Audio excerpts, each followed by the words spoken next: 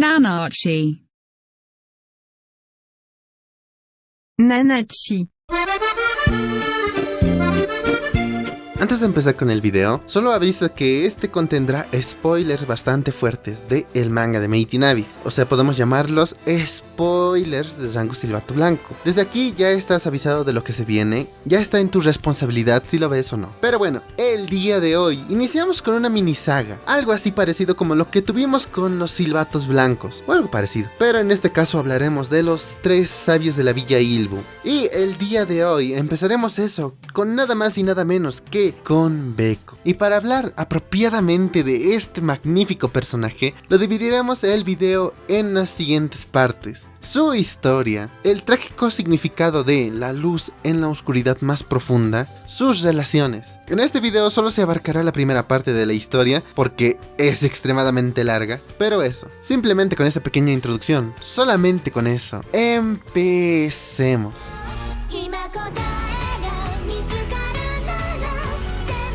Si iniciamos desde el principio, Beko nació con una familia, nació con una madre y un padre. No se sabe si ellos la querían, no se sabe si la detestaban, pero al menos tenía una figura paterna y una figura materna. Se puede decir que la época temprana de la vida de Beko fue bastante calmada. Eso hasta que sus padres fallecieron. Esto la dejó sola en el mundo, sin nadie que la cuide, sin un lugar donde pueda dormir tranquila. Por un tiempo ella vagó sola por el mundo, estaba completamente sola. Eso, hasta que un hombre llegó y la adoptó. Y desde un principio, parecía que la vida de Beko iba a mejorar, parecía que ese hombre iba a darle una mejor vida de la que tenía, pero todo fue al contrario. La vida de Beko fue incluso peor, ya que ese hombre bueno para nada la maltrataba, pero de una forma bastante horrible y grotesca. La abusaba de maneras indescriptibles, ponía metal ardiente en su piel solo porque sí, y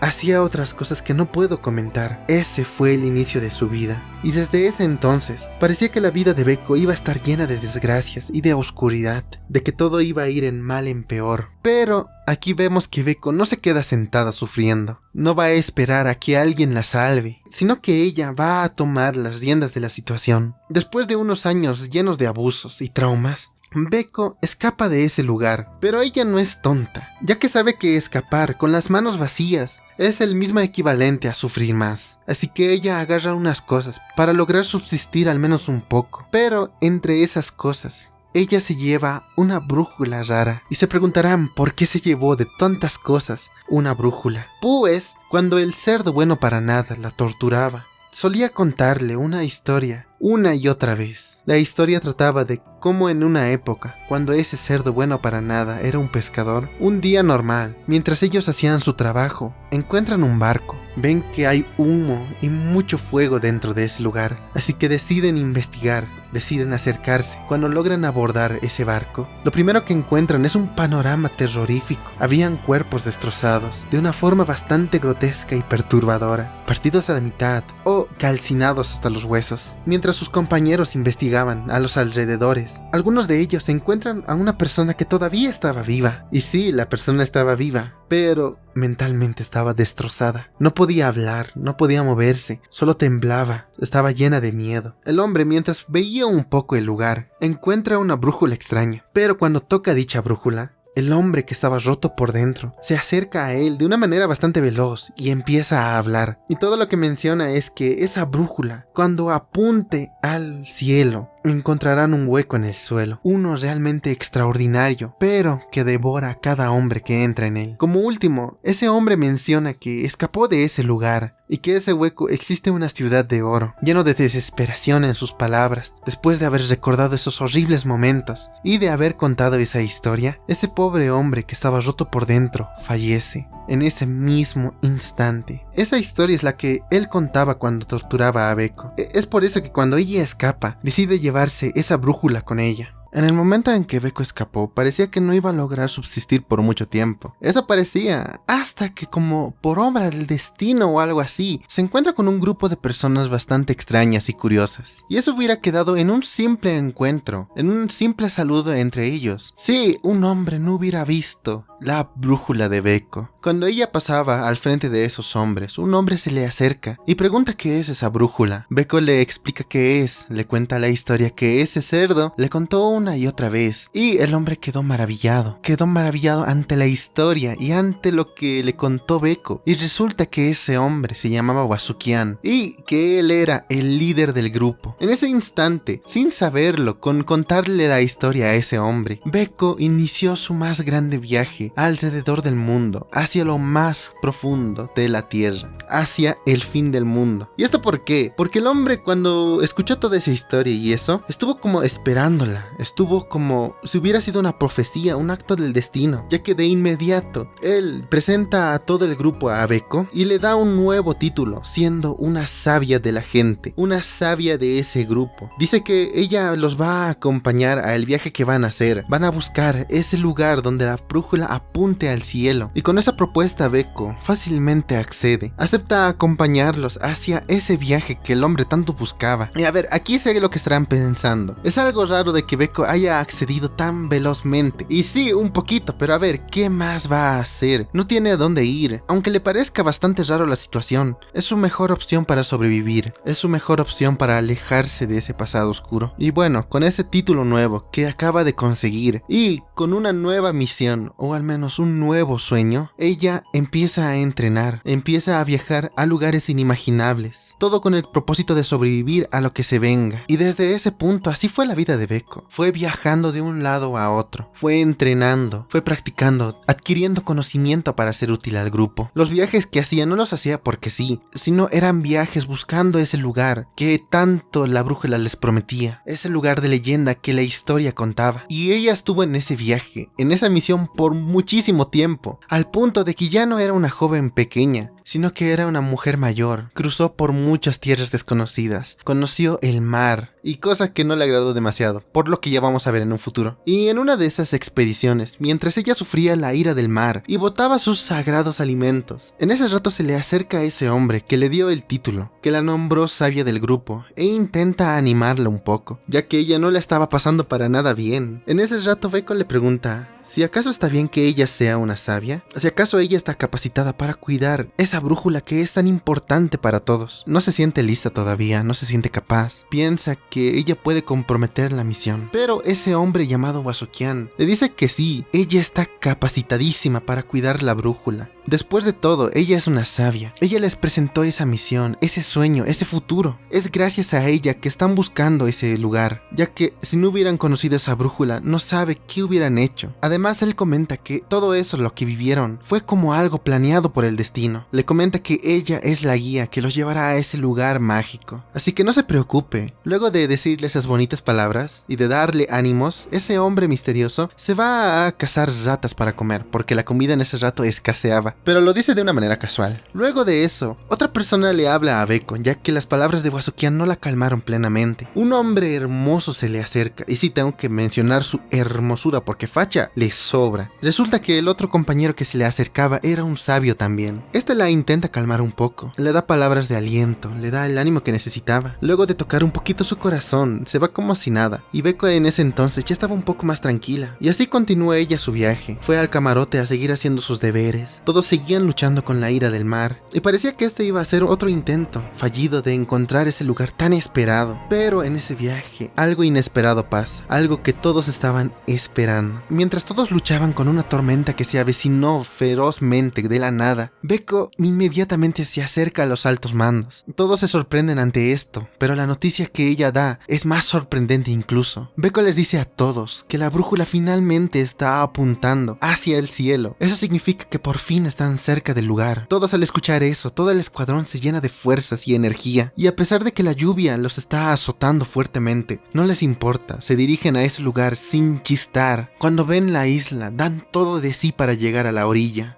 En esa intensa lucha, se logra ver que llegan ya a la orilla del lugar. Esto era un sueño para todos, incluso para Beko. Finalmente llegaron a ese lugar tan esperado. Con la miel en los labios, ellos con todo el vigor posible, se dirigen y escalan hacia el centro de la isla para ver qué se les depara, qué es lo que van a ver, qué es lo que van a enfrentar. Y al llegar, Beko, como todos los demás, quedan maravillados. ¿Por qué? Porque se encuentran paisajes hermosos. Y aparte de eso, se encuentran una civilización que no esperaban. Una civilización que muy pocas personas conocieron y vieron antes. El grupo, al llegar a ese lugar, se separa un poco y empieza a ver las oportunidades que tienen ahí, para ver un poco de información del lugar. Y esto también aplicó para Beko, porque ella también estaba investigando el lugar. Pero lo que ella no esperaba es que cuando agarra su brújula por un momento para ver si está a salvo, un hombre misterioso a lo lejos, un anciano, ve la brújula en manos de Beko. Inmediatamente se altera y se acerca a ella de una manera violenta, bastante veloz. Y esto asusta a Beko, y normal, ese hombre no tenía buena pinta. De inmediato Belafu se acerca a Beko y la protege, y empieza a hablar con ese hombre. Beko todavía estaba en un estado de shock, estaba todavía un poco asustada ante la situación. Pero el querido macho protector Belafu, después de hablar con ese hombre, le da el mensaje que este anciano le estaba dando a Beko. El anciano dijo que quería esa brújula, les prometió guiarlos y darles información, la que necesitaran, todo con tal de conseguir esa brújula. Beko, al escuchar esto, al escuchar que tienen una posibilidad de conseguir un poco de información, ya que aquí, muchachos, a ir a un lugar tan desconocido como es el abismo, cada trozo de información, cada dato importante puede ser vital, puede ser algo que separe la vida de la muerte. Y Beko, al entender esto, accede ante la propuesta. Esto sorprende mucho al compañero de Beko, ya que él sabía que esa brújula era importante para ella. En una ocasión ella mencionó que esa brújula es como un tesoro para Beko, y le pregunta si está acaso segura de esto. Pero Beko explica que en la anterior conversación que ellos dos tuvieron, ella quiere encontrar su luz en la oscuridad más profunda que la rodea. Quiere desapegarse de su pasado y buscar algo importante para ella. Quiere aventurarse a eso y a lo que venga. Ella va a estar bien, quiere encontrar lo que tanto estuvo buscando junto a ellos. Y mientras Beko le comentaba sus razones a Belafu, el destino es bastante curioso y actúa de maneras muy misteriosas. Y te preguntarás por qué digo esto. Y es porque mientras Beko decía todas esas cosas, bastante inspiradoras y eso, una personita muy especial la estaba escuchando, sin que ella lo supiera. Posteriormente a todo eso, el grupo y Beko van al borde del abismo para empezar el viaje, para empezar la expedición. Cuando ya estaban a punto de bajar, los altos mandos estaban discutiendo cómo iban a afrontar lo que se viene. Pero algo llama la atención de todo el grupo. Beko tenía otro pequeño problema aparte de eso. Resulta que en el camino al enorme hueco de la tierra, una pequeña se coló en las filas del escuadrón como si nada, y una vez que estuvo en el grupo, se acercó a Beko y no se separó de ella en ningún segundo. Esa pequeña niña olfateaba a Beko mientras la acompañaba. El grupo, al ver a esa pequeña niña que se coló en sus filas, descifran unos extraños símbolos que tenía en su cuerpo, y después de estudiarla un poco, comentan y le dicen a Beko que esa pequeña niña no puede tener hijos. Por esa razón está marcada de esa forma. Está marcada como para hacer un sacrificio para el abismo. Y luego de ver ese detalle, todos empiezan a discutir sobre qué harán con esa pequeña niña, qué harán con esa personita que les acaba de acompañar. Todos discutieron un rato y estaba casi decidido de que iban a dejarla a su suerte, que no la podían llevar ya que no tenían muchos recursos para alimentarla, para protegerla, para cuidarla. Pero algo pasó, algo bastante raro en Beko. Beko levantó la voz, le da un argumento a todo el grupo de por qué esa niña puede ser muy útil y necesaria. Esa niña es una persona que vive en este lugar, es una local, así que puede tener algo de información muy valiosa. Les dice eso y otros argumentos de por qué ellos deberían llevarla y cuidarla. Y a ver, esto déjame comentarte que es algo muy raro de Beko, ya que ella no suele ser muy segura de sí misma, no suele levantar la voz y dar su opinión de esa forma. Y a ver, si se preguntan por qué lo hizo, por qué está protegiendo a una pequeña niña que acaba de conocer, y solo déjame comentarte que esto lo hace porque Beko se vio a sí misma en esa pequeña niña,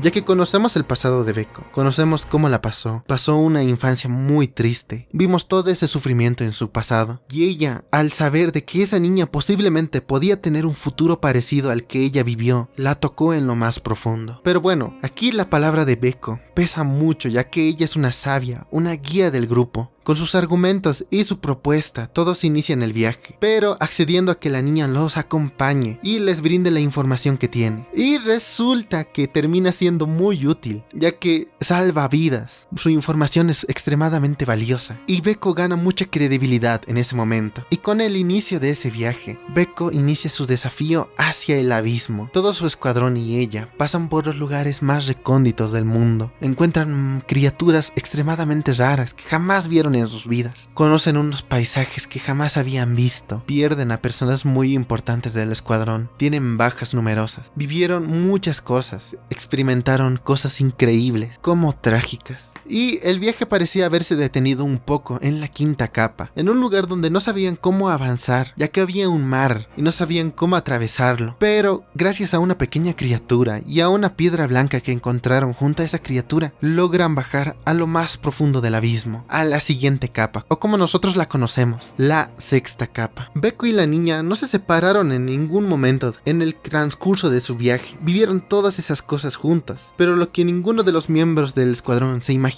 es que en el momento en el que bajaron a la sexta capa, se selló el destino de todos y cada uno de ellos. Y a ver, resumiré un poco esta parte, ya que, bueno, Beko no hace mucho aquí y no le pasan muchas cosas relevantes. En resumen, se adentran hacia ese lugar. En el camino encuentran unos robots que los guían, que los adentran un poco más en la sexta capa. Cuando ya se estaban estableciendo un poco en el lugar, porque el alimento y el agua se estaba acabando, las provisiones ya escaseaban un poco, mientras las áreas de exploración del escuadrón trabajaban, Beko e Irumi, o sea la pequeña niña que se encontró, se llama Irumi. Ambas pasan mucho tiempo juntas. Beko cuida a la pequeña niña, la mima, la quiere mucho. Le da el cariño que ella jamás tuvo o jamás recibió en su infancia. Aparte de cuidarla, le preguntaba sobre las cosas del abismo. Sacaba un poco de información para sus compañeros también. Y entre esas conversaciones que compartían, ella se entera de que la pobre niña sufrió mucho por no poder tener hijos. Ese hecho le quitó a su familia, ya que cuando supieron eso, la arrebataron de su familia, solo para usarla de sacrificio para el abismo. Y la pequeña niña Irumi era consciente de todo lo que pasaba, sabía cuál era su destino, qué le iba a pasar, sabía el por qué todos la despreciaban. Pero en una de sus conversaciones íntimas entre ellas dos, es interrumpida por un grito de auxilio. Cuando Irumi y Beko van a ver qué pasa, se encuentran con una criatura del abismo, pero una extremadamente tierna, tan tierna que derrite el corazón de ambas, de Irumi y de Beko. Irumi le nace el deseo de quedarse con la pequeña criatura, pero los demás no estaban de acuerdo, ya estaban a punto de decir que no es posible. No están en condiciones para alimentar a otra criaturita. Una boca más para alimentar no era necesaria. Pero Beko no iba a permitir esto, ya que le llegan recuerdos de su niñez. En este recuerdo podemos ver cómo ella adoraba a las criaturas pequeñas y peludas. Las cuidaba de corazón, las criaba, las alimentaba, les daba todo el cariño que podía. Pero cada una de sus criaturas que adoptaba, el hombre cerdo bueno para nada, se llevaba a las criaturas y las vendía como carne o simplemente se deshacía de ellas, solo con tal de ver a sufrir a Beko. Con eso en la mente y en el corazón, Beko no puede decirle que no a Irumi, no puede alejarlos, no puede deshacerse de esa pequeña criatura. Tampoco quiere que Irumi pase por eso. Los demás siguen diciendo de que no están en condiciones para alimentar más bocas, pero Beko no permite que le digan no a su pequeña, ya que saca un argumento del por qué esa criatura podría ayudarlos mucho. Y dice lo siguiente: esta criatura es muy tierna, muy inocente, no podría sobrevivir fácilmente en este entorno. Esa criatura debe conocer una buena fuente de agua y de alimento. Esta cosa peluda podría ser la llave o la clave para su supervivencia de todos. Y con esa labia majestuosa y unos argumentos impresionantes, logra hacer que la cosa peluda acompañe a todo el grupo y se quede con Irumi. Y a lo contrario que se podría pensar, la vida en este infierno no fue tan mal en un inicio, ya que Beko y los demás, trabajando, lograron establecerse en ese lugar, encontraron una buena fuente de agua y de comida. Y en ese periodo de tiempo, Irumi y Beko se hicieron muy amigas, muy cercanas.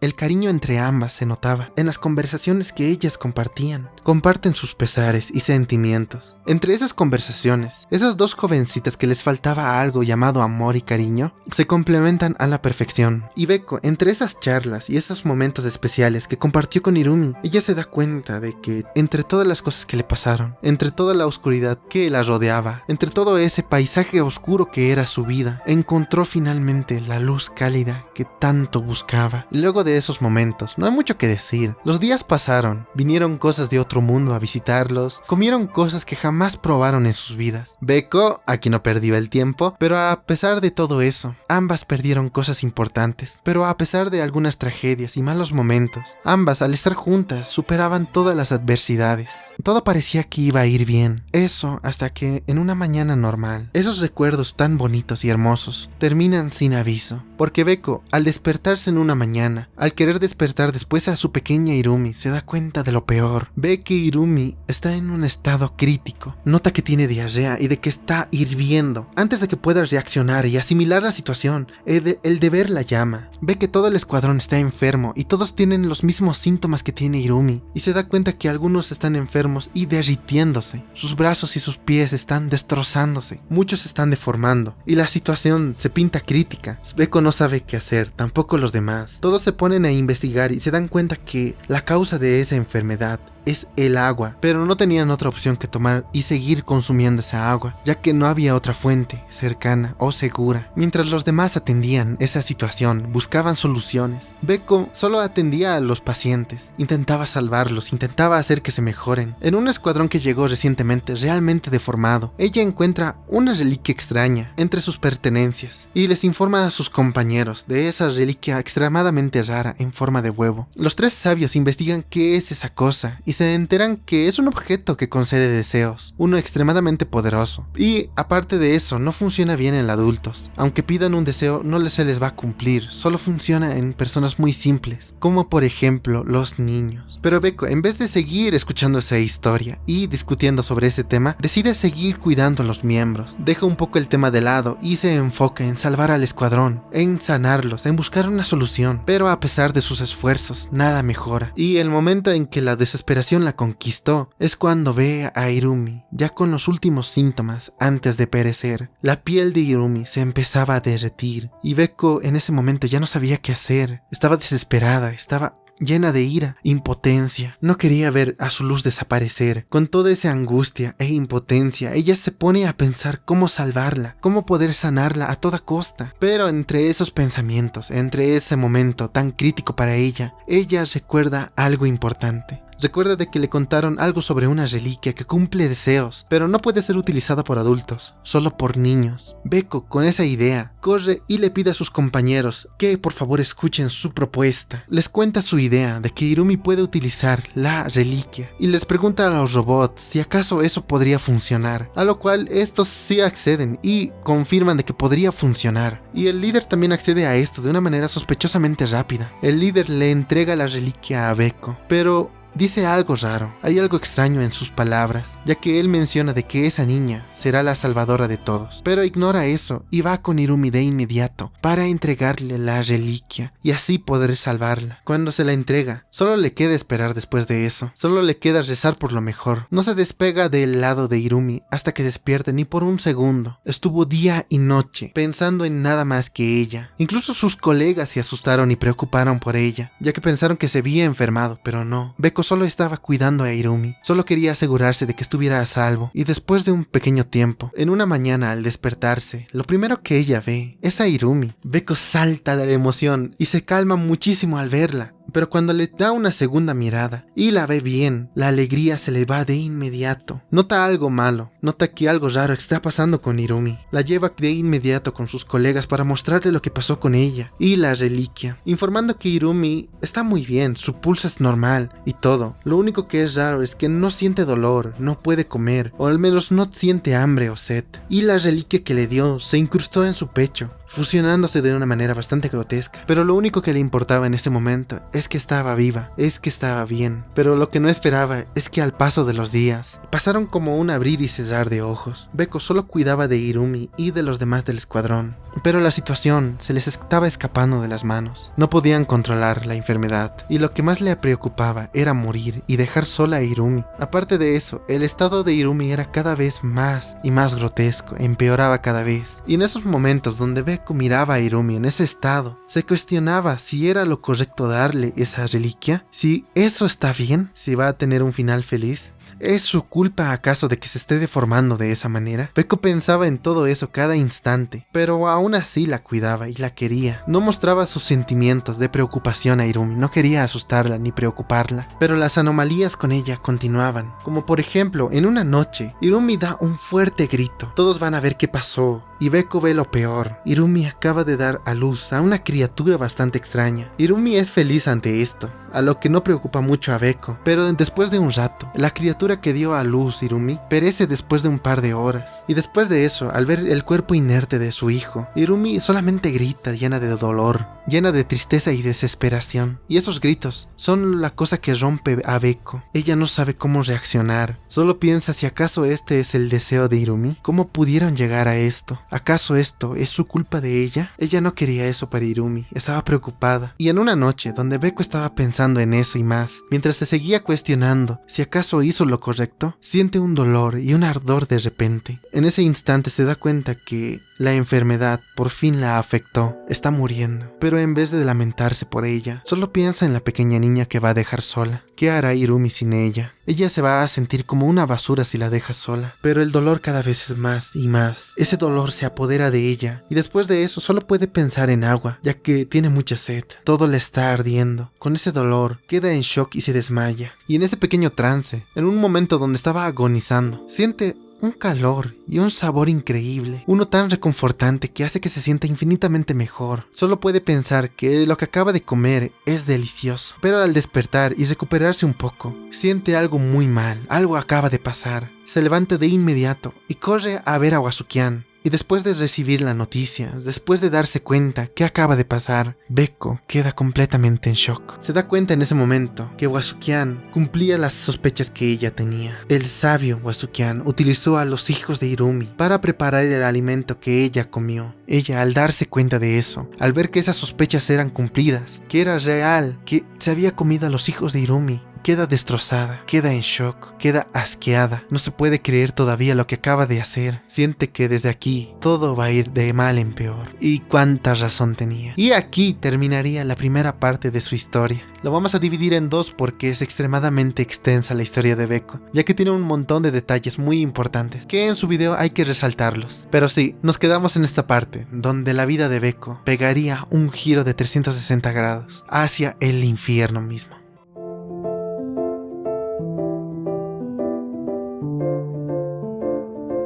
Y pues ese sería el video de hoy. Dale like, suscríbete, no te cuesta nada. Espero que les haya gustado y pido disculpas si lo estoy dividiendo en dos partes, pero es que salieron más de 30 hojas, muchachos, y iba a ser más de un video de 1 hora, extremadamente extenso y pesado, así que quise dividirlo para dividir las dos partes y etapas de su vida, así para que el video sea un poco más comible y no tan pesado como lo iba a ser desde un principio. Pero bueno, después de unos días voy a sacar la segunda parte del video de Beko. Pero bueno, simplemente con eso, ese sería el video de hoy. Y eso sería todo de mí. Could you smile once again? I'm sure they're on my final day. I'll sing this song full of love, and you'll smile and tell me that I finally did enough.